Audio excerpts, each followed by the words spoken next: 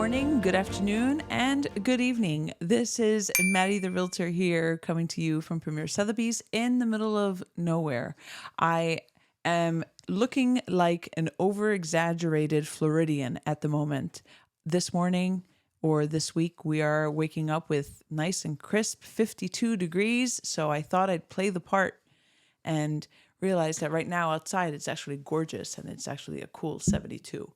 So those of you guys haven't come this long away as far as Florida is concerned, you will be happily surprised to know that we actually do experience a little bit of a cold snap, which tends to come as a big surprise to people that are here for the first time. So just wanted to let you know that I was exaggerating. Normally the first year of any northerner that comes into the area, they tend to think that they try to be cool and wear shorts when it starts to get cold, and I promise you that's going to go away. Just give it a year, because then your blood starts to get thin, and then all of a sudden you really overdo it with the layering. Might not apply to all, but go ahead and comment below, because I'll tell you what, it's gotten bad. Like, I really considered wearing something like a scarf today. All right, so let's get to it. So today I actually wanted to talk to you a little bit about what do realtors do. I know it's something that a lot of people think that they can do on their own, and sometimes, yes, you can. But what exactly is it that we do as a profession? So if you are interested in the profession, just know that there, like anything else, there's some wonderful aspects of it, but there are obviously some elements that do require work and can be challenging. So there are generally two sides. When I say as far as real estate is concerned, when you hire a realtor, you're either usually here in association to selling the property, or when you're looking for a home. So this is something that one agent can technically do for you, working both sides, as we like to say. But 9 times out of 10, you might be looking to buy a house if you're new to an area, and that's really where you're going to look for somebody called the buying agent. And if you are thinking about moving or thinking about relocating, whatever's the case, then you'll tend to want to sell the house, and that's where you list to sell. So in regards, I wanted to touch on a couple things today, but as far as a listing agent is concerned, there are a lot of duties. I would say that one of the most difficult things about our industry is how easy TV makes it look. A lot of times, you'll have these wonderful shows that really show the glamorous side of real estate, which it can be fun, because it is fun. If you're not having fun, then you should not be in the industry. But I will say that, if you're just looking at 3 houses and somebody picks one of the 3, well, consider yourself lucky, because that does not always happen. I know that the national average is about 18 homes. So that's a lot of houses that you're opening and closing doors for in order to find the right property for the buyer that you are representing. So, that's just one aspect of it. Now, you're talking about listing agent. A listing agent, generally speaking, is not just putting a sign in the ground. And I know that a lot of times does become a little bit of the norm, but there's actually a lot of things that happen on the back end before you even have that home that's actually going to go on the market. When you're talking about hiring a listing agent, they should be familiar with the area. They should be familiar with the statistics. They should be able to market your property and not use a cell phone. I mean, I've said it before and I'll say it 1,000 times. That is not proper marketing for a property. There is money that has to, or should, I should say, it really just depends on the expectation of that particular listing agent. But I would say that professional photography is an absolute must, especially because you want to represent the property well, and you only have one time to create an impression. So that's really a key aspect. Then you're talking about getting good information about the property. Now, before you actually put pictures or anything online, you want to see the condition of the property. You want to be able to make the property, button it up. Sometimes it has to do with landscaping. Sometimes it has to do with certain repairs that are going to be an issue beforehand. And on it goes. When you are looking for a listing agent, do they have a good list of vendors, that they're able to fix whatever it is that you want to actually fix before putting the property on the market? Sometimes I know I've worked with a lot of sellers that are not familiar with the area, and they might have been going through a probate process, or they might have been, given a property that they don't have much knowledge of, and there's a beauty in being able to have access to good vendors that are going to do an excellent job. So that's just one angle, and there's a lot that happens as far, like I said beforehand, lots of questions that should be asked to the seller before somebody takes on the listing.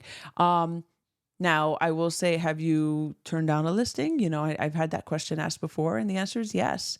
Sometimes the expectations versus reality are not always the same. So if you have somebody that, is wanting to put the house at an egregious price, or you can sometimes tell that there's going to be some issues personality wise, it sometimes it's not a good fit. I mean, quite frankly, it's like anything else. So you can technically, as a professional, be able to make that call, because at the end of the day, this is your business. So when it comes to listing a property, there's all these things that happen beforehand. And then when you're ready to list and you're ready to go, then basically you are working alongside, you're basically hiring a lot of other agents that might have prospective buyers. And you are also looking for buyers yourself. So, it's a lot that happens. That's just on the side of marketing. Now, in addition to that, you're talking about understanding your contracts. You're talking about being able to navigate what kind of financing you want to open up for your property that you're going to put on the market. Because if a house is not in the proper shape to be able to have certain types of financing, then you shouldn't open it up to different types of financing. There's been many cases that I can tell that, yes, this is only going to be a cash transaction because X, Y, and Z. You might not be able to acquire proper insurance without getting a roof repair. And there's so many variables, because you can also have sellers that are not in a position to actually make all of those repairs. And that does happen. That happens quite a bit. And when that sort of thing happens, then you might have to, as the agent, you need to do your due diligence and understand the different types of financing that are available to be able to market the property properly to the right pool of buyers. And that comes with experience. So, it is something that that has a lot of different nuances. I know you have from start to finish, it has a lot of the same steps, but there are just so many nuances between personalities and circumstances and everything else in between. How are you going to be able to gauge when you have multiple offers that come in, which one's going to be the best offer that fits the seller's needs? So being able to have that conversation and do it in a way that they can understand. And that's also, it's a skill. It's something that comes with time and also understanding of the contracts and everything else. So overall, I would say that it is something a lot of people might say, well, this is all crap. I can go ahead and FSBO it, which is a for sale by owner. Go for it. Absolutely, you can. The biggest difference, I would say, as far as marketing is concerned, is that a lot of FSBOs don't realize, or for sale by owners, they don't realize the paperwork. Do they have the most up-to-date contracts? That's something that some people can just go ahead and download things online. Yes. Is it up to date? When something happens in the property, are you going to have the proper addendum to be able to be contractually accurate? And if you end up having an issue, that could be something that can be a problem when it comes to being upheld in court. So now, there are some interesting statistics as far as FSBOs are concerned. And really what's interesting was that the National Association of Realtors found that 50% of FSBOs, they already knew their buyer before they decided to sell their home. And that makes sense, because if you already know your buyer, I know a lot of people will hire a realtor for the sake of marketing. And that is a good reason to hire a realtor. They should provide you with high quality marketing for your home. And that should go across the board, not just locally. I will say that as far as the company that, as far as Premier Sotheby's, that does set us apart with a lot of the local brokerages, that we are able to advertise on a grand scale, on an international level, the properties that we have on the market. So it gives us a much greater pool of buyers as opposed to some of the more local brokerages. Now, On the other hand, you also have some FSBOs that will go ahead and go to an attorney. There was a time that, and granted, there are costs that are incurred with that as well. So there was a time that a lot of title companies also were going through that process of, working out a contract with sellers. And there was a time where that stopped. So because things were just so busy and they just really couldn't walk people through that process. Now, I know as the market shifts and the market does its thing, we are seeing some changes. And I will say that as far as the value that a listing agent can bring to you to find the buyers, that's going to be more important now than ever, because as you're having the interest rates that are going up, you're also looking at buyers that in the local market that might not be eligible or able to actually buy. So they're holding off. So where are you going to find your buyers, right? So this is where it is important to be able to market correctly. And it is important to be able to hire the proper person to be able to do your marketing and to be able to advertise on your behalf. So there is absolute value when it comes to hiring a listing agent. And, I didn't even touch on the aspect of liability. So there's definite liability issues when it comes to signing contracts. If you don't understand the contracts, then that can also be a problem. Whether you are the buyer and you don't understand what you're signing, that goes without saying. I mean, that's obviously can be an issue.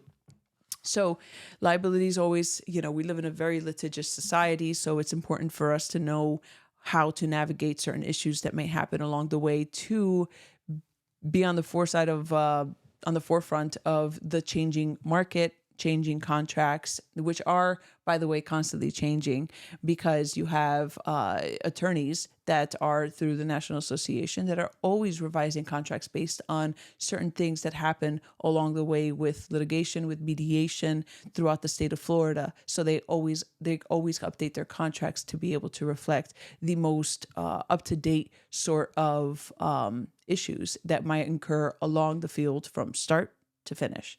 So I just kind of wanted to touch on that because I know that it's something that it's always a conversation. Should I hire an agent? How do I know what's the right agent? And these are questions that you need to ask. You need to ask, how long have you been in the business? How long have you, what's going to be your approach? There's a series of questions that you can truly ask if you're going to start interviewing agents. Everybody has a different approach, and it also has to do with the fact of whether or not you feel that that person is going to work in your best interest. So that's all I got today. And as far as story is concerned, do you know that avocado is not a vegetable? It's a fruit. So there you go.